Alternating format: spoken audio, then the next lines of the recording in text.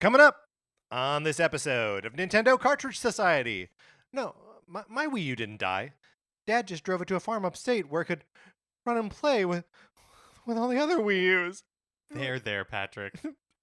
It's dangerous to go alone, so the Nintendo Cartridge Society goes with you.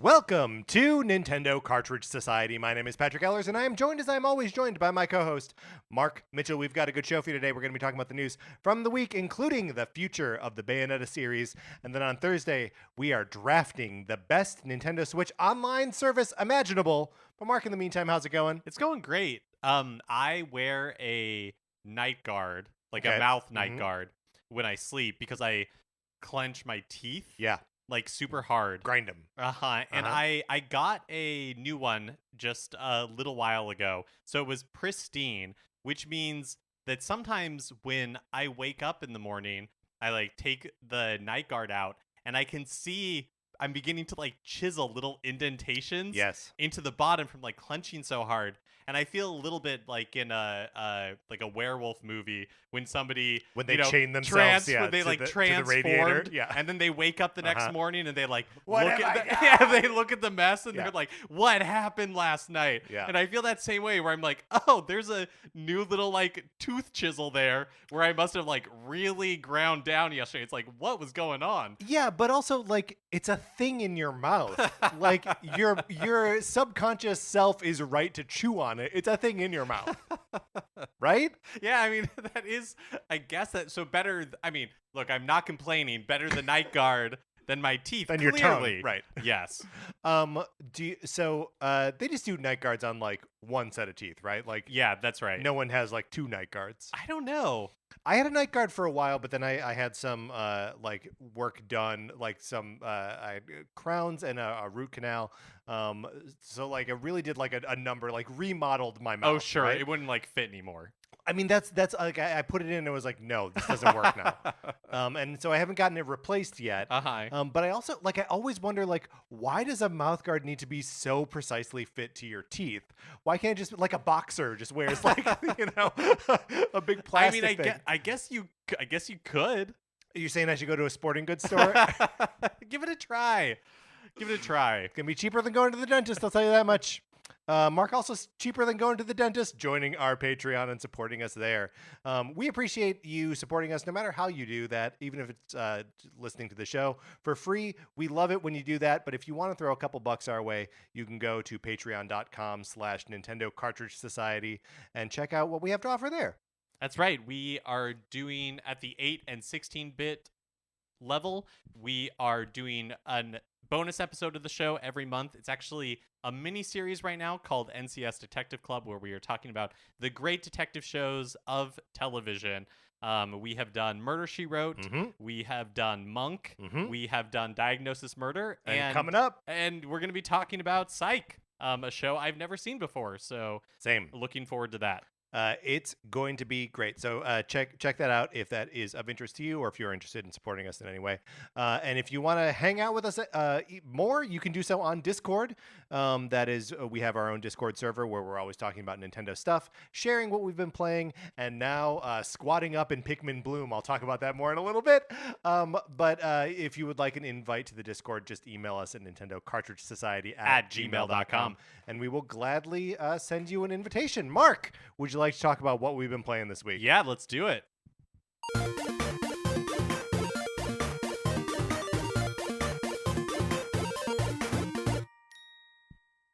First order of business, of course, the Tetris 99 ticket update.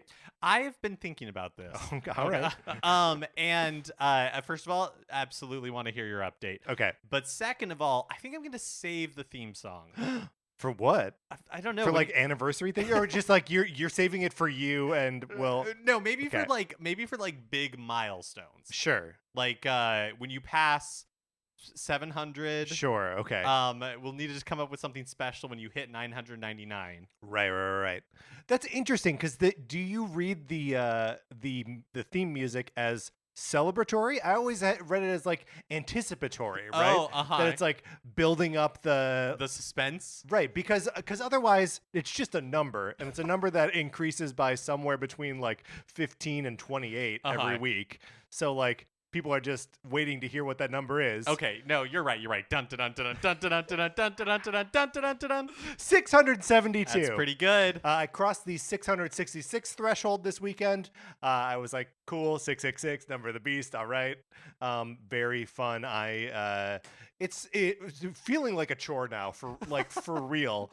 That I'm enjoying the other games that I'm playing so much that I kind of resent it in this moment, but I can't stop, Mark. Wow, I don't know. I am excited for your progress, nervous for this evolution in your relationship with Tetris 99, a game that just last week you were saying is maybe or 2 weeks ago, one of your favorite games of all time. It's my game of the year every year since it came out. Yeah. Yes, I that is still true. Uh-huh. We're going through a rough patch right now. That's all. Oh, okay, sure. Yeah, relationships grow and evolve. I'm just worried that historians will listen back on this and they'll be able to chronicle your breaking up with Tetris 99 in real time. Come on. Over a course of months. Historians who are listening back to this show, first of all, thank you for thank you for checking us out. Sorry that the Patreon doesn't exist anymore. But please, leave a review. But there's so much evidence of me having a great relationship with Tetris 99. Yeah, that's right. This is a blip. It's a blip. It's a rough patch. That's it. Okay, that's fine. Or it's the beginning and the end, and who knows? Mark, how's Paranormasight going? It's so good. I finished it. I would say that it takes between. I actually don't know how long I played it. I want to say 7 hours. So I talked about last week. This is an adventure game. Choose your own point and click. Still struggling with exactly what to call this. It's an adventure game. Okay, great. It's like Famicom Detective Club type game, but more dealing with the paranormal, more dealing with murders and killings and that sort of thing. I finished it. One thing that I really like about it that is, when we talked about Famicom Detective Club, the frustration of kind of the age of that game in that sometimes you're stuck. You don't really know what to do. Yeah. Paranormasight is set up really well in that, different chapters and have branching paths, but when there's a branching path, and it makes it very easier for you to I in one playthrough was able to see all the different endings. Oh yeah, that's because nice. It's set up for you to be oh, there's something more for me to explore. It's not hidden from you. Yeah. I would say that the overall I really recommended this game last week, but I hadn't finished it yet. I am still really recommending it. I think it's really fun. The narrative, it assumes. Does it go crazy? It doesn't actually go that. Okay. I mean, the game. Just the premise is pretty crazy. Okay. And so you just have to roll with it because everybody in the world is just oh yes, curses, a thing that exists in this world. Sure. We all know what that is. It does do the kind of there's a curse in the Forgotten Air too. Yeah, right. Exactly. So I mean, it's there you go. It's par for the course in the genre, but there's it does kind of that funny adventure game writing where the budget for these games are small. It has limited backgrounds, areas that it goes to. Yeah. So there's a lot of oh, let me walk over and talk to this person, or I'm gonna go investigate this thing, fade to black, fade back up, and the person just tells you all of the information about the interaction that just happened and everything. Yeah, sure. You don't experience a lot of it, but overall, really loved it. It's not that long. Like I said, it's very beginner friendly in that you can play the game and you can't get stuck. It's that's nice. Yeah. It's very generous with hints, and there's a couple of times where you can quote unquote fail again, but your game isn't over. There's just this sequence where it's just where somebody feeds you a little bit of information, and if you fail again, you get a little more hint. It's just fair at doling out the information. I really enjoyed it. I'm a huge booster of it, so I would recommend checking out Paranormasight if those sort of games are your thing. I'm going to just pick up on that because something that you mentioned is also present in a game that I'm playing a game that I have been playing for like a month now, Fire Emblem Engage, um, uh, which I only grow to love more as time passes. I think I might like it more than Three Houses Wow. at this point. Um, the whatever you want to say about like the story or characters, like it's all come back around now, and I'm just on board. Well, that was a wow for me, but I don't. What is? I talk a lot about how much I love Three Houses, but Yeah. what was your temperature on it? Oh, I like Three Houses Yeah. a lot. I mean, it's I've finished 3 Fire Emblem games in my life: Awakening, Fates, and Three Houses. I will finish this one that I'm singing the praises of. Right? Engage. Engage. Thank you. What is your internal ranking of like the 3 that you've previously finished of like Fates, Three Houses, and Awakening? So reverse that order. So Awakening number 1, Three Houses number 2, and Fates number 3. Cool. But the thing that you were describing of like I'm gonna go to this place, fade to black, and whatever. The excuse me, the way that Fire Emblem like tells its stories in like these cutscenes, unless they're doing like a full blown like animated thing, there are just these sort of like talking heads where like the characters are like animated in them, but they're animated in a very like specific / limited way, where you can tell they can't interact with each other, right? Because 3D models interacting with each other, hugely complicated thing, right? And just like not worth it when 99% of the time they're just going to be like gesturing at you as they speak. But so there is a big dramatic moment where the villains are, and I'm gonna not use like names or specifics to obscure this if people are worried about spoilers. But there is a character whose like consciousness is like slipping into and out of like an evil being, or the evil being like takes over the it's not totally clear to me exactly what's happening. And one of the villains smacks this character, but the way it's executed is like you see one character like. You see the one who's about to get smacked, and then you see the one who smacks, and like there's like the wind up, and then it fades to black, and then you hear, and then you like back, and the other one is on the ground. So it's just like, okay, all right, you didn't have like an animation of these two like fighting, or just like a single blow. Didn't want to do like a full blown. Like a fully animated thing for it, so it's just these like little shortcuts here and there, which is true in like all of the social interactions. You probably remember this from Three Houses too, where it's like when you sit down to like have dinner with people, it like fades to black, and then it's like this person sitting at this chair, this person sitting at this chair. They don't touch the food. They don't talk to each other. It's all just like very funny little like corner cutting stuff in the storytelling. Yeah. But I love it still. And Mark, I let a character die. Wow. So there's this dude Jean that you meet in one of the probably Jean, that you meet like in one of the early paralogs, who's like a kid who's a doctor. And he's basically every Fire Emblem game except maybe Three Houses. Maybe no, I think Three Houses has one of these. A character that you meet at like level 1 and is like bad for a long time, right? And if you like really work on like keeping them around for a long time and leveling them up, they end up being like one of the more powerful units in the game. And I never have the patience to like keep these guys around. But this time I was like, I'm gonna do it. I'm gonna keep Jean around. And then he died in like maybe like the penultimate turn of a chapter that I was like grinding on for like 2 hours, and I couldn't like figure out a way to like rewind to fix it. So I was like, all right, maybe I won't. See ya, see ya, bud. So poor Jean. So pour one out. Goodbye, Norma Jean, though I never knew you at all. He lived his life like a candle in the wind, Mark. What else have you been playing? I finally got around to playing the Mario Kart 8 Deluxe Booster Course Pass Wave 4 Yes. Tracks. So the Fruit Cup, which is the Tour Amsterdam Drift from Mario Kart Tour, Riverside Park from the GBA game, DK Summit from Wii, and Yoshi's Island, which is a new track, and then Boomerang Cup, which is Bangkok Rush, Mario Circuit, Waluigi Stadium, and Singapore Speedway.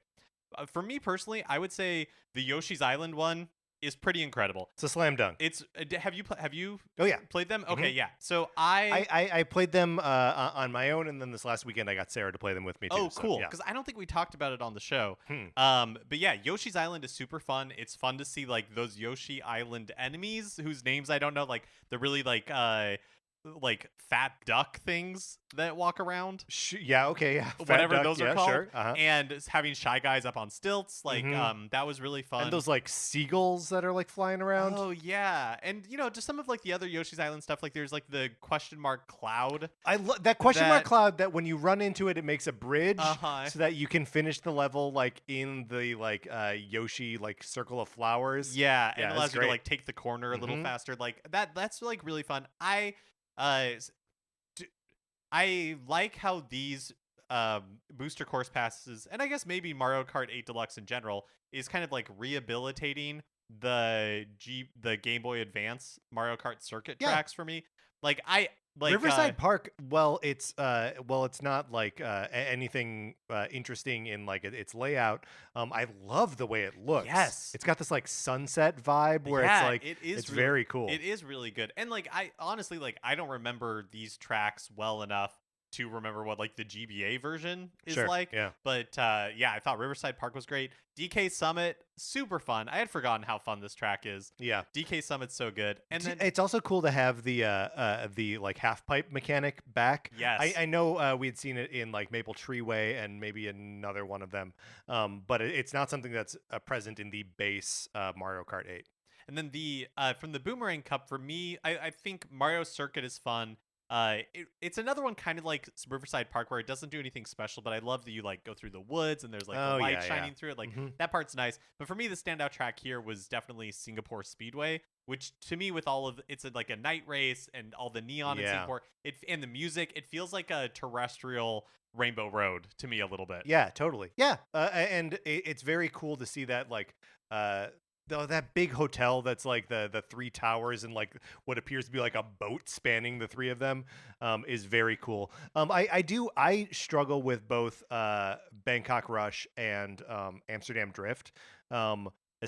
They both are so like Mario Kart Tour-y that like I don't know. Sarah had this complaint as we were playing them that like when they change every lap, it takes forever to learn it. And they have so many like really sharp turns in them where it's like I'm gonna just get screwed if I make like the wrong split-second decision about which way I'm gonna be drifting here. And there sure are big bright arrows, but sometimes you'll see arrows in either direction pointing in, and like if your eye just catches the ones on the right, and you're like, okay, I got to start like skidding to the left. Then it'll be ruinous. The thing I liked about Amsterdam Drift is I love at the end when you go through like the tulips are fields. good. Yeah, It is very fun. I think maybe I haven't been paying attention to Mario Kart 8 Deluxe enough, because this could be true for all of the tracks. But when this time, and I know that it's happened in the past, but I was really struck by like the difference in scale sometimes in like the it's pretty crazy. the like the Koopas that are or Toads or whatever they'll be standing on the side of the track Yeah. and like cheering, and they're so much bigger than the drivers themselves. Yeah, well, there are like Goombas on the track, and the Goombas are like, if Mario's like 5.5 feet tall, and he's sitting down in this cart, the Goomba's got to be like 8 feet tall. It's also fun, and I can't remember which one it was. Maybe it was Yoshi's Island, where it has the fire, or not the fire flowers, the like piranha plants from Super Mario Brothers 3 that like walk around. Yes, and they're blowing the like items up into the air, right, instead of the spiky balls from the game, and so you can like hit them with shells and they'll drop the item. Like that, I thought. And sometimes that was it's a fun good as well. item, sometimes it's a bad item. Uh-huh. Sometimes they drop a banana. So yeah, again another great wave from Mario Kart 8 Deluxe, and I hope that what we were speculating on last week turns out to be true, and that there is more waves on the way. Yeah, I hope so too. I'm going to talk about Pikmin Bloom for a Oh second. yeah, please. So I have now decided that Pikmin Bloom is my thing. I do it now. It is not just something I experimented with. I am now very much interested in Pikmin Bloom. Mark, I got to your house like 15 minutes early so I could go for a little walk, Oh, I love that. plant some flowers around here. We have started a Pikmin Bloom channel in our Discord. If you would like to become friends with other people in the Nintendo Cartridge Society community, people are dropping their friend codes in there.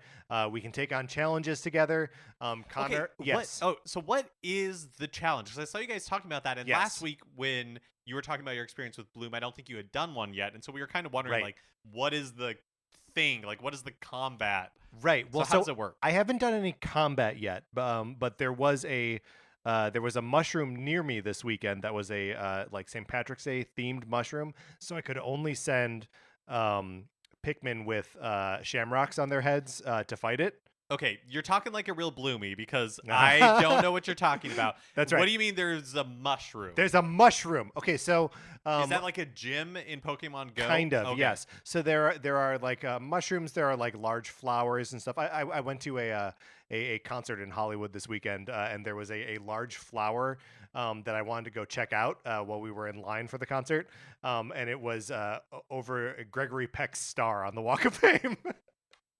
Which I thought was awesome. But so it just gave me like boosts as to like what flowers I could grow on my Pikmin for a period when I was around it.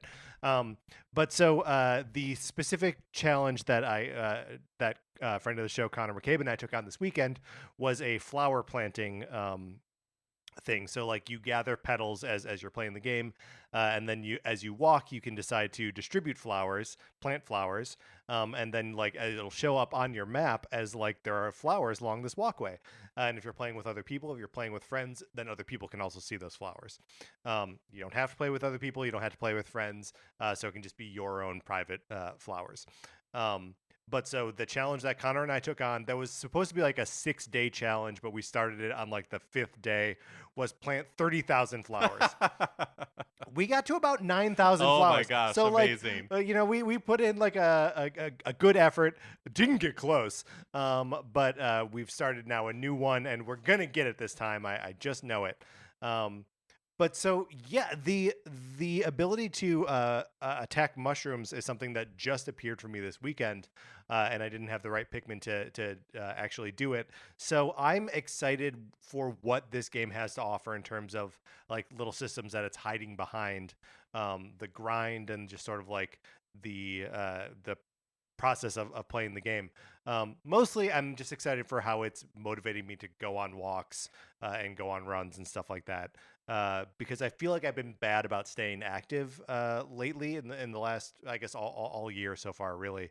And now I'm like, no, I will be excited to have more nectar to give my Pikmin, to plant some flowers and all that kind of stuff. So I'm loving Pikmin Bloom. Mark, if you want to jump in and want to be my friend, you are welcome to it. That's amazing. I am. I love that you guys are getting. I into... hear a no. I no, hear the no. No. I truthfully don't know what I'm gonna do, but I will say that I love that you guys are getting into Pikmin Bloom because it kind of reminds me of our experience, or at least my experience with Ring Fit Adventure, where when that was revealed, it was a very weird video that revealed it, but it was like, I don't get this. And then it became a big success. I don't know that I can say it about Pikmin Bloom yet, but it became, and then when we finally picked it up, it was like, oh my gosh, this is like really cool. I feel like Pikmin Bloom's been a similar journey where when it was first announced, it's just kind of like, we tried it for like a couple minutes, didn't really get it, right?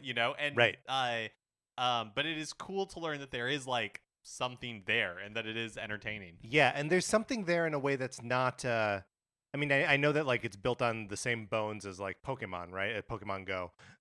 But there's it just feels more accessible to me because there aren't like a million different creatures that you need to like know the names of or have like an existing affinity for. There are a ton of different Pikmin, but like, this one's blue, this one's red, this one's yellow. Okay, whatever. But this one has a shamrock on its head. This one has a Mario hat. Connor showed me one that he grew the other day that had a baguette sticking out of its head. I That's awesome because he That's found it amazing. near a bakery. That is so good. I picked up a little chef the other day because I picked him up near a restaurant. He has a little chef hat. That is so cute. Yeah. Have you bought the T-shirt that Miyamoto was wearing when he showed off Pikmin Bloom in I 2022's have tried weirdest to buy moment? the shirt. Oh, really? I have tried to buy the shirt. Is it out of stock? It's out of stock. Oh, what a bummer. Not in women's sizes though. Oh, okay. So, that's Still possible. Still possible, yes. I have also been playing. So I finished Paranormasight. I was messing around with Mario Kart 8 Deluxe, and I went back to Metroid Fusion. There we go. Which I forgot. First of all, really enjoying it. I also forgot how, and I'm still pretty early, so it could change, but I just don't get the feeling that my memory is that the game is not that long, and I don't feel like now that I'm replaying it, it's like, oh, I don't think it gets kind of crazy open. It is very linear compared to like totally. I would say a typical Metroid game, and one it kind of gates you in the specific biomes. Exactly, yeah, in the specific biomes, and it is very generous with like, oh, you got to a biome, the biomes are not that big, and here's like a save station, a navigation station, and like a refill station, like back to back to back. Yeah. But I'm enjoying it. It is funny how in hindsight, all of like the groundwork for Other M is kind of in there. There's all this talk about Aldo Malkovich and like him calling her lady, and how it was really a sign of respect, and you would always be like, okay, lady. Or it's just interesting that all those pieces are there. That okay with you, lady? And then she thumbs down. Yeah, which was really her way of showing approval. But I'm enjoying Fusion. It's a lot of fun, and I love that crazy color scheme. I just eat it up. It's nuts. It is so cool. It's such a weird like piece of the. I know we talked a lot about the GBA library last week, but like one of the weird quirks is that for games that came out early in the library, they had to have the brightest color scheme possible because the screen was so dark. Also, I'm playing Fusion, and again, not that long, so I think it's gonna just take me a couple more hours to knock it out. And I've been thinking like, oh, what am I gonna play afterwards? And so I decided to re-download Super Mario 3D All-Stars because I didn't play Galaxy when that was first released. I played 64 and Sunshine and never got around to Galaxy. And I'm in the mood for that sort of thing between now and Tears of the Kingdom. Yeah. So what do you mean that sort of thing? Like, just like a Mario game? Yeah, just like a Mario game, like a kind of like just like a platformer, right? It's like run and have fun type game. The best part of any Mario game is just making them run and jump. Mark, speaking of run and jump, I am playing Donkey Kong Country Tropical Freeze, which I picked up recently as part of the Mar 10 Day sale. When I started it, I did not engage Funky Mode. I said, Funky Mode, not for me. Don't need Funky Kong. Now, even without Funky Mode, they still give an additional heart, They right? do not. Oh, no, that's only in Funky Mode. Maybe. Oh, okay. Is it in Funky Mode that he has 3 hearts? Now I can't remember. It's been so long since I played it, and that it released, I can't remember the difference. But my memory is that in the base game, or maybe it is just in Funky Mode, that they give you an additional heart. But I could be wrong. So, when you're in Funky Mode, do you still pair up with the other Kongs, or are you just always Funky? Like when you're normally playing the game, you're Donkey Kong, and you get to a barrel and you pick it up and you throw it, and then like Cranky Kong joins you, or Dixie Kong, or Diddy. When you're playing it in Funky Mode, is Funky just like a solo act, or does he bring other monkeys along with him? I can't remember. Now it's been so long since I played it. It's not fair of me to say, I'm playing this game, Mark, tell me about it. I honestly can't remember because here's my memory, and it very much could not be true because it was 2019, I think, when I played this. But my memory is that the base game like has an extra heart in it than what the Wii U version had, because I played with I did not play as Funky Kong when I played. Like I was playing as you were playing the regular mode. I think so. But so then in the regular mode you only have 2 hearts, which I think is one more than you had in the Wii U version. Really? But again, it's been who knows? It's been so long that I can't really remember for sure. I'm But pretty sure that's also a difference between the Donkey Kong Country Returns on Wii and Donkey Kong Country Returns 3D on 3DS, oh. that they gave you an extra heart on each one of those. Although at this point we might just be making things up. Yeah, I truly can't remember. I can't remember. All of which was just to say that like I wish I could like dip into funky mode and just like at the beginning of a level be like, do you want to play this as Funky Kong? Because I think that would be fun, especially like after I go through a level. Because that's sort of the way I approach it. I get to a level and I'm like, oh, I'm gonna try to get as many puzzle pieces and letters in like a normal playthrough, but I'm mostly just trying to make it to the end and then like go back in to look for stuff. And it would be fun if that going back into it was as Funky Kong with a different move set and with more health and all that stuff. But that's not exactly the way the game is set up. But enjoying your playthrough? Yeah, it truly is filling that hole of like just something kind of fun to pass the time. Like It's my Mario Galaxy. It's your Mario Galaxy. Yeah. Exactly. We're all just passing time until Tears of the Kingdom comes out. All right, Mark, that's what we've been playing this week. Let's get into the new releases and what we might be playing next week.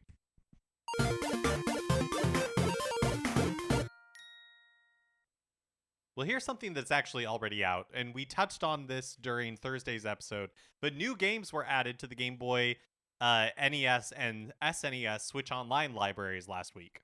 Yeah, and like a pretty good spread of games, honestly, by the standards of, when they release a bunch of these games at one time.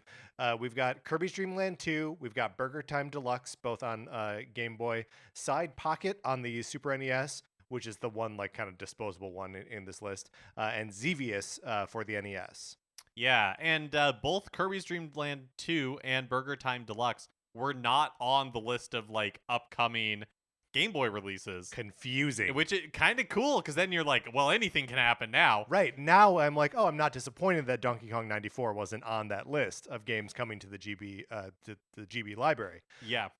I did spend some time playing these games this weekend. Burger Time Deluxe, surprisingly good. I am like an okay level fan of Burger Time in the arcade. The NES has like a famously like kind of crummy port of it. Is Burger Time? What is that one? Is that the one where you're like walking on ladders and and like you're like building a sandwich? And like as you walk over like the bun, then it falls down. And there's to the thing below. some sort of enemy creature that's like they're like little you. eggs and peppers and stuff like that chasing you around. And the Burger Time Deluxe on Game Boy is like the first couple screens are just like single screen experiences of that. But then as you get deeper into the game, it becomes like you scroll to the left and scroll to the right and have like a lot to manage, and like you're collecting because you can get pepper and you shoot pepper at an enemy to like make them kind of stunned and like sneak past them.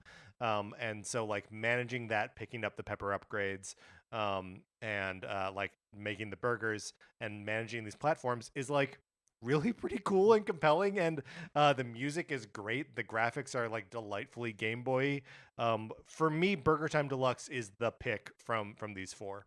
With a Side Pocket on Thursday, we were joking, I bet, because it's a pool game, like billiards, and we were like, oh, I bet maybe this is one of those games that's like random and has like an amazing soundtrack.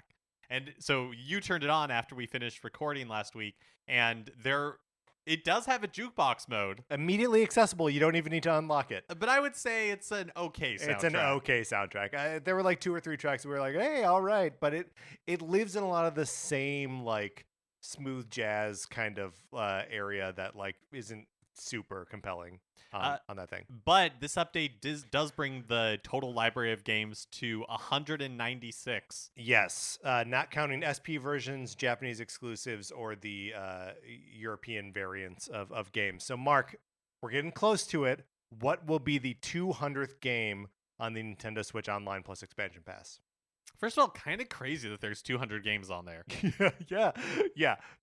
It's nuts. It's a big library. Do you want to know? I have the list of games that have been announced but have not yet been released. Yeah. Would you like that? Okay. That'd be great. So The Legend of Zelda, Oracle of Seasons, Oracle of Ages, the Pokemon trading card game, Kirby Tilt and Tumble, Mario Party 3, Pokemon Stadiums 1 and 2, 1080 Snowboarding, Excite Bike. I've moved from Game Boy to Nintendo 64. I apologize. Excite Bike 64, Harvest Moon 64, and then on the GBA, Kirby and the Amazing Mirror, Fire Emblem, F-Zero Maximum Velocity, Golden Sun, and that's it. Huh. Do you think that they'll like commemorate the 200th? If they're going to commemorate the 200th, I don't think any of these are good candidates for that. I feel like if they're gonna commemorate it, it's got to be like Pokemon Yellow, right, or something like that, or like a simultaneous release of Donkey Kong 94 and Donkey Kong 64. Oh yeah, that'd be fun. Like to get to 99 and 100 at the same time. That would be cool. That'd be cool. Or Metroid Zero Mission, right? Like, oh yeah, that'd be fun too. But yeah, so I like that the answer was like, oh, ooh, none of these. What about Super Mario Land? That would be great. Like it's not on here. They have all this like there's so much Mario buzz in the air. Yeah, that'd be got fun. Mario buzz. Also, Super Mario Land 3, Wario Land. Like let's get that on there. That'd also be really fun. Yeah. Okay. Good. All good possibilities. On talking about new releases though, on Wednesday, March 22nd, Have a Nice Death is released on Switch. And this is one that we've seen, I want to say, in a couple of directs at this point, or Indie World showcases. Yeah, well, we're actually getting a couple of games in that class coming out this week. On Thursday, Storyteller comes out, also Monorail Stories. Those are both games that we've seen in previous Indie World showcases. It seems like this is sort of the time by which those checks are being cashed, right? Do we have one of those in January? I don't remember. In Indie World, I have a hard time remembering as well.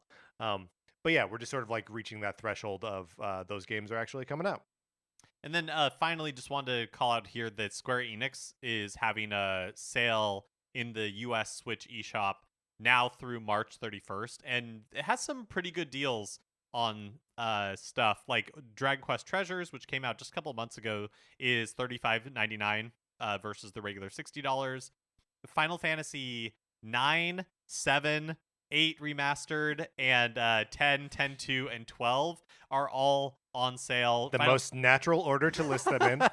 Final Fantasy 9 is like $10.50 versus $21. Final Fantasy 7 is $8 versus $16.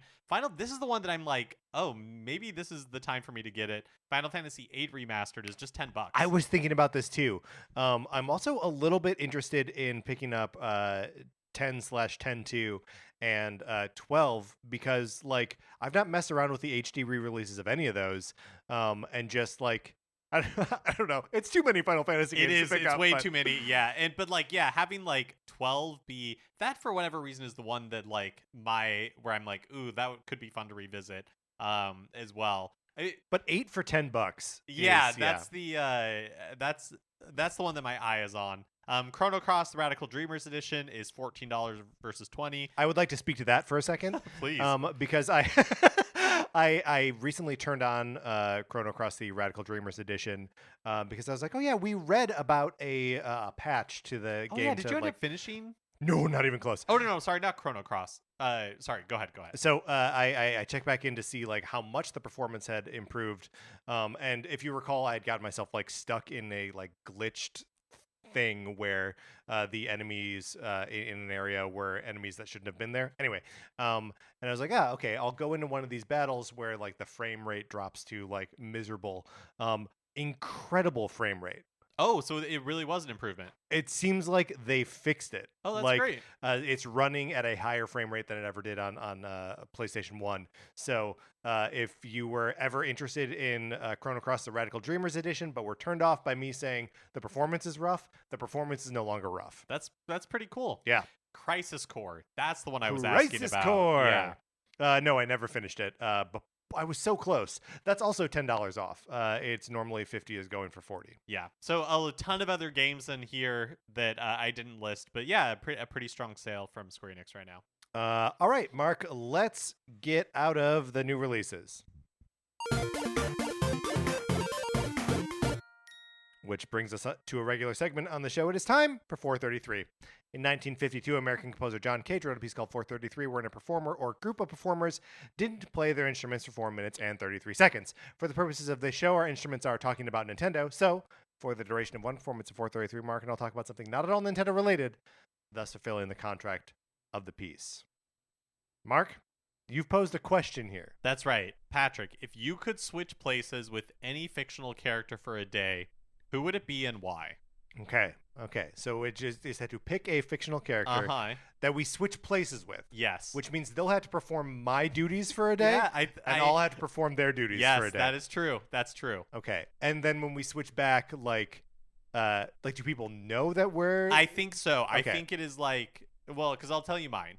Okay. And it's the Cat in the Hat. Okay. I think it'd be great for one day To be an element of chaos. Yes. Huh. To have that sort of freedom. Right. Because I'm a worrier by nature. Mm-hmm. I don't think the Cat in the Hat has a care in the world. No, I don't think he does either. But I mean, Mark, how could you enjoy your life as the Cat in the Hat knowing that you're sentencing your husband to live a day with the Cat in the Hat? It's so true. Who knows what you'd come back to? That's chaos. Your house would be burned to the ground. Yeah. Everything works out fine in the book, right? I guess so. He has a machine that cleans everything up, or the kids do it? I don't remember. I don't remember either. Does this mean you have to spend a day hanging out with Thing 1 and Thing 2? That could be fun. It's just a day. That's true. That's true. Anyways, I think that'd be my pick. So you also get whatever abilities this person has for that. Yeah, time, I think right? that's fair. I don't think I would switch with the Cat in the Hat and then have the expectations to be able to do magical things like the Cat in the Hat without the tools to do so. Right. So if I pick Batman, for example. Oh yes, yeah. Because there are some ways where that fantasy of hanging on gargoyles, right? Stopping muggings, fighting the Joker. Yeah, you 100% have their abilities. It's not like you're Patrick in Gotham City expected to do the role of Batman. That's right. Without any of the tools. Right. Okay, so I think I would like that for two reasons. One is I think the power fantasy would be fun to engage with for one night, but not have to live with. Do you know what I mean? Not have to make that my nightly mission. Well, also you get to the perks of being a Batman without the emotional weight that goes with it. Your parents didn't get murdered outside a movie theater. They did not. Yeah, that's right. And I think if Bruce Wayne has to live a day in my life, he's going to make some upgrades. And I get to come back to those upgrades. He's going to be spending Wayne money, right? That's right, because he also has he has his tools. Right. Well, wait. If it is true that you have Batman's tools, does that mean that he's expected to live your life with your tools? So he would be very good. He's going to burn through my reserves, though, because he's going to spend the way he spends. Okay, I see. Yeah. So, yes, that could be a problem. So he's going to bankrupt me. But no, I feel like Bruce Wayne would be responsible. I don't know if he knows how to be financially responsible. All right, we were accompanied today by the Berliner Philharmoniker. I like that Bruce Wayne is going to bankrupt me and the Cat in the Hat is going to burn down your house.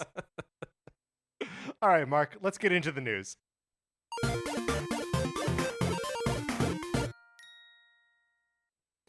Last week, Bayonetta Origins, Cereza and the Lost Demon was released, which, expanded the Bayonetta series beyond the core hack and slash games that had been part of it so far. And both Platinum Games and Nintendo seem interested in continuing the series in the future, in theory.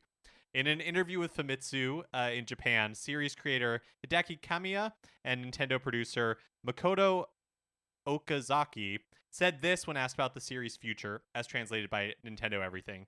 Kamiya says, "If I just come out and say it openly, we want to make this title part of a new series and keep expanding the world. There's plenty of preparation that goes into that, and we are having discussions along the lines of, we want to do this kind of thing, right? With director Tanari. Although we haven't quite had any of those discussions with Nintendo yet," and Okazaki laughed, saying, "So there's certainly nothing concrete we can say at this point, but personally at least, I don't think this is the end. For now, I think it would be best to listen to the opinions of everyone who played this game and consider where we should go next."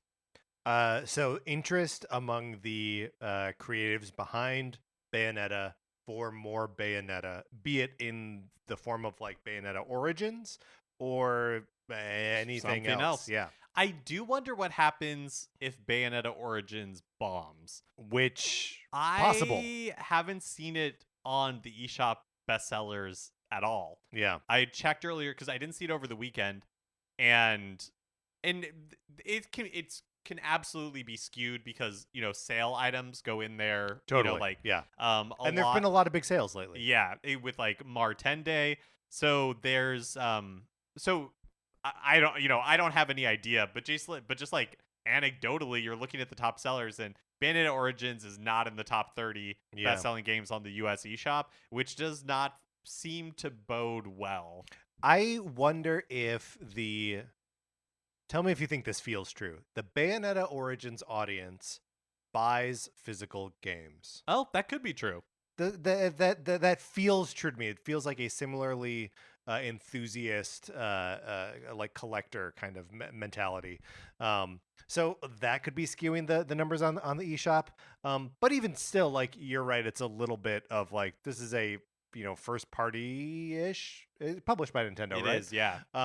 So it is that, and to not really chart on there is a little concerning. To not show up anywhere. Like I don't expect it to overtake, like a Mario game that's on sale or even Kirby. Right. Right. But to have it like not show up at all is I think worrying. I think you're right, but also that it could speak to an audience that primarily, is interested in owning something like that physically. Mhm. I also think it's possible that the $60 price point, has turned some people off. I also think it's possible that the expectations for how much it would sell are are in check with its performance, because it's not like the Bayonetta game. Like I think they have sold, like Bayonetta 3 I think has sold over 1 million copies, but it's not like they're like 10 million copy selling games. Right. And it's also probably, I'm guessing, not as though they expect this Bayonetta Origins to sell on the same magnitude Exactly. as a mainline Bayo game. Yeah, so, maybe all of that being said, that sure, yeah, like it makes sense to continue the spin-off series or do something else with Bayonetta. It certainly seems like it makes sense to continue Bayonetta as a series. Yeah. Well, it's interesting. Like, it's hard not to draw parallels to No More Heroes, right? And like that Travis Strikes Again was this like spin-off game, came out before the third entry, whereas this is sort of the reverse of that. The spin-off is coming out after the third entry, but like Travis Strikes Again didn't sell particularly well, but it doesn't mean that No More Heroes goes away necessarily. Nothing really goes away, right? Like they can just go out of like active development and they'll get back around to making more Bayonettas in the future. And I think that's probably what we were going to be looking at anyway, right? Like unless this game like hit some sort of magic and was like starting the world on fire, but I just don't think it is that. Yeah. We talked a few weeks ago about users reporting their Wii U's not booting up. And at the time, the speculation was that it was from just like disuse. Like if you didn't use a Wii U for a while, nobody knew. Nobody knew. People were saying things like memory leak. Yeah. And we still don't know, but the homebrew community may have found an alternate reason. The NAND, like flash memory from a developer, or not a developer, from like a manufacturer called Hynix, are potentially dying. Yes. So it is possible that what we're seeing is just memory components from this one specific manufacturer that are failing within the Wii U's. Yeah. Again, this is still like speculation. Yep. We don't know. We may never know exactly what's going on, but that seems to be like the popular theory right now. No way to check who manufactured the NAND memory in your Wii U except to like install some sort of homebrew or to actually open it up and physically look at it. But it just says Hynix painted on the side of it. But some like a spray paint. Yeah. But some reports online are saying that only launch 32 gigabyte models used Hynix. But again, there's no comprehensive list that I'm aware of. It just seems to be like what different people have like cobbled together. Also, the like even launch day Wii U's weren't flying off the shelves, so it's kind of impossible to know how long they were out there before they got filtered out. Yeah, for sure. One thing I just wanted to bring up here, this is the last news episode that we are going to be recording before the 3DS and Wii U eShops close down right. for good, and you will no longer be able to make new purchases on either of them, which puts this story in some weird light because the temptation is to like quickly gather. We're in the final days here. It's a fire sale. Everything must go. And anything that you want to collect, like now's your last chance. But caveat: How long will your hardware? how long will be your kicking? hardware last? Yeah, Yeah. which is that's always true, right? Like hardware always has a finite shelf life. We like to think that buying physical things, gives us some sort of immunity from licenses being pulled and like all this other stuff. But physical things can fail just like digital things can. So I don't know. There's no grand conclusion to draw here, other than everything is impermanent and we all die someday. See, that's the cat in the hat talking. Disney Speedstorm, the racing game, shown off in a Nintendo Direct back in February 2022. I didn't realize it'd been that long. It was the last year's February Direct. Okay. Is debuting in early access on April 12th on Switch. Eventually, it's going to be a free-to-play game, but in early access, you can buy the Founders Pack, Deluxe Founders Pack, and Ultimate Founders Pack. Those cost $30, $50, and $70 respectively. Whew. They come with various combinations of characters, tokens for unlocks, and card parts that I did. If you're interested, you can go and read like all the details for. I think for me personally, Speedstorm is probably one of those things that when it's free to play could be fun to check out. It could be fun to check out, but there is something about the like kart racing. And I guess it's not kart necessarily, right? Or is it just like it's just a racing game? Yeah, I guess it's a little unclear. I think it is like, more in the spirit of a kart racer. Sure, it's not than like a like a hardcore sim. sim. Yeah. We have to account for like Mike Sully's giant hands as they're steering it. So like there's something about that format of game that like I don't want it to be a to have like gotcha mechanics or like a pay to. Right, I mean, it's kind of the Mario Kart Tour thing where, like there would be drivers or carts or something that you could unlock, but have to spend a lot of times a ton of money in order to get it. Yeah. And like I kind of just want, especially if like tracks are locked Or behind. like Chocobo Racing GP was another Exactly. like example where it didn't work. I would have been on board with that game if it was just like no, it's just like a Chocobo racing game. Yeah, And, totally. like that would have been fun, and maybe the racing would have clicked, and maybe it wouldn't have.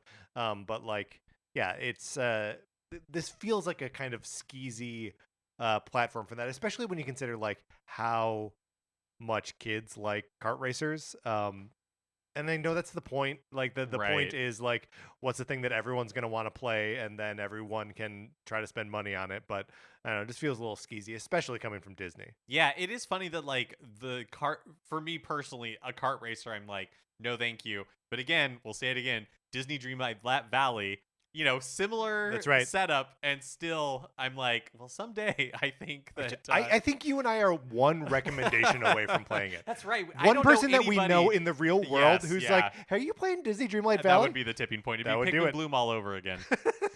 Sonic Frontier. This could be your Pikmin This Bloom. could- oh my gosh, it could be.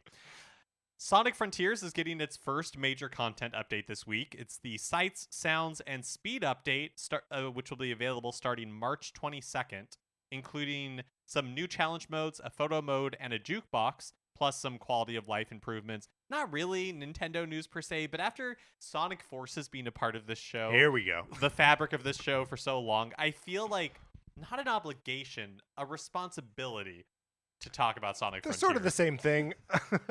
Responsibility and obligation. Duty bound. Yes. Yeah, I mean it's I think it's good to keep track of what Sonic is doing just so we can be aware of how it may hurt us. Absolutely. But yeah, that's very soon, March 22nd. Risk management. That's why we're talking about Sonic This is Frontiers. the opposite of cat. This is Batman talking. But yeah, no, good to just keep an eye on it.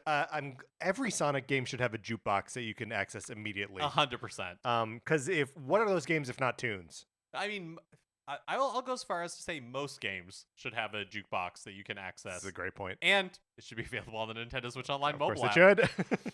A few weeks ago, we mentioned that Nintendo would be attending PAX East, and at the time, we didn't know what exactly Nintendo would be showing off. And, we speculated, hey, maybe we'd see Tears of the Kingdom playable on the show floor for the first time. Well, Yes. if you needed proof that Nintendo listens intently to this show Drum roll. and moves nimbly to respond to us, consider that Nintendo has detailed their plans for the show, and Tears of the Kingdom will not be playable. Wah, wah, wah, wah. Instead, Nintendo versus Arcade is going to be at the show. It's like what they're saying is a series of challenges for families, kids, friends, and pros in recent and classic games on Switch. Additionally, the Splatoon 3 North American Championship Tournament and the Mario Kart 8 Deluxe Championship Cup will be taking place at the PAX Arena. Nintendo versus Arcade. There's a lot of branding being thrown around there that like is half familiar and half like alien. And it all makes me wanna like, can they bundle these things for like us to play at home? Like, What do you mean? so it involves a series of challenges for families, kids, friends, I and wonder what pros that in means. recent and classic games.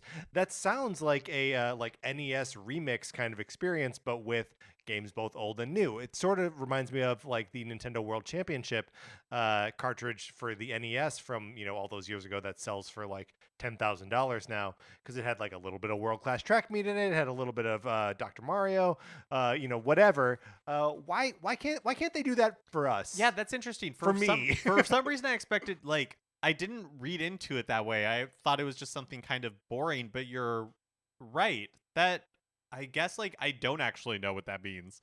And it could be something really cool. Yeah. So what I'm saying is, why don't they give us something really cool?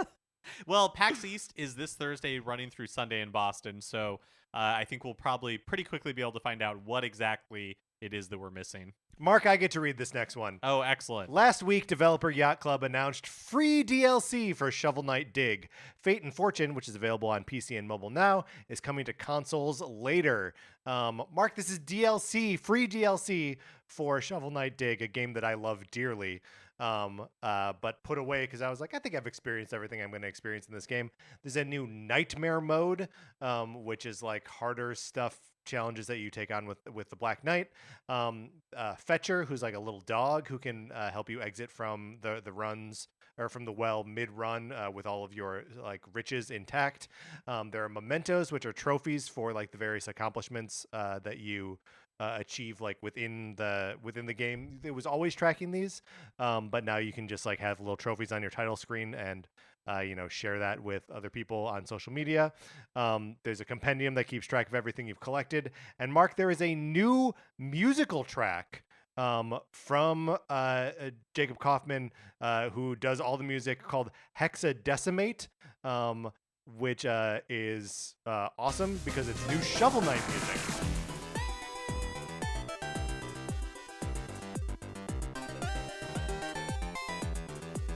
Anyway, new Shovel Knight music is out there in the world, so rejoice on that. And then finally, there are just a bunch of quality of life improvements, including like tweaks to items and level designs, the ability to look up and down with like to pan the camera up and down to get a better idea of what's coming below you. You can turn off the auto downward thrust, which is a huge thing in this game. So the way Shovel Knight Dig works is you're always descending, right? And as long as you're jumping, Shovel Knight has his shovel pointed down, which means if he hits something that he can destroy, he always bounces off of it. And sometimes you're trying to descend faster and you don't have time to bounce up. So I'm going to turn that thing off and just land on things and dig through them. And it's going to make me better at the game. And then some other like food and hit point balancing stuff. I'm very excited about these changes. I don't know why it didn't launch on consoles the same time it launched on mobile and PC. But I'm very excited to revisit Shovel Knight Dig when it does. Very cool. I'll let you read this next one, too. Okay, sure. There's a new game in the Super Meat Boy series that was announced over the weekend. Dr. Fetus's Mean Bean Machine. Meat Machine. Meat Machine, you're right. It's a play on Dr. Robotnik's Mean Bean Machine. It looks like it's basically that, which is just a Puyo Puyo game. Oh, how funny. But with like additional hazards. So like you'll be dropping the Puyos, or I guess the meats, on like a game board, but then there's like a saw that like cuts through the middle, and you have to just not drop pieces where they can get cut by the saw. So Mean Bean Machine, a great fun game, but just coming across this item reminded me Dr. Fetus, the villain from Super Meat Boy. It's just like the quintessential like edgelord 2010 video game culture like joke of like, here's a fetus in a robot body and like that's the bad guy. Gross and stupid. But is Super Meat Boy that old? Yeah, 2010. Oh my gosh. Yeah. Wild. But so look for that sometime this year. And then finally, a new Splatfest centered around controversial creatures. Like Dr. Fetus. Has been announced for Splatoon 3. You can choose between Nessie, the Loch Ness Monster. Oh, yeah. Well, sorry. Just be with me for a second. Yes. Dr. Goomba Fetus. Very good. It's too bad that Dr. Mario World is it's true no longer with us. It's gone. A new Splatfest themed around controversial creatures has been announced for Splatoon 3. You have Nessie, the Loch Ness Monster, to choose from, aliens, and Bigfoot. Now, which kind of aliens are these? Are these like xenomorph? No, they appear to be the they're the like grays? little gray man. Okay, yeah. All right. March 31st, starting at 5 p.m. Pacific time through April 2nd, is when the Splatfest will take place. So I think you can start choosing your team now, and if not now, pretty soon. So first, let's determine which of these is the most controversial creature. Yeah, controversial, I guess, in its existence. Yeah, I mean, like, it's not like which one of these things has been canceled. Right. Yeah. In that case, the answer is Bigfoot. Absolutely. But racism. Yeah. Right. He's a huge bigot. Nessie, aliens, Bigfoot. Who's the most controversial? I actually would say, like the racism notwithstanding, I'd say Bigfoot probably. See, I think aliens. Oh, really? I think most people are just like, yeah, aliens exist. Okay, but there are so many like theories around like the government covering up aliens. I don't think anyone believes that like the FBI is like trying to brainwash people into thinking Bigfoot doesn't exist, right? Right. Yeah. Right? That's like, true. like that's true. Area 51, Men in Black, like there's this whole thing of like X-Files that the man is trying to keep you ignorant of aliens. I think that makes them more controversial. Actually I think that's a really sound argument. And then which of these do you rep in the Splatfest? You know, honestly, I don't feel strongly about any of these. I feel strongly about one, but it's only because of its associations to a Mario character. Oh, Nessie? Yeah. Yeah, Nessie, who reminds me of Plessy from Super Mario 3D World. That's good. That's a good reason to choose Nessie. Yeah. All right, so we're all Team Nessie now, but we're going to secretly call it Team Plessy. Mark, let's get out of the news. All right, that is going to do it for this episode of Nintendo Cartridge Society. You can follow us on Twitter if you like. I'm at Patrick_Ellers. Mark is at MK Mitchell, and the show's at NinCart Society. You can also get in our Discord. Email us at NintendoCartridgeSociety@gmail.com, and we will send you an invitation. Anthony DeLuca made our logo. Our theme music is provided by 8BitBetty. You can get more of his music by going to 8BitBetty.com or by listening right now. For my co-host, Mark Mitchell, this is Patrick Eller saying, thank you for listening.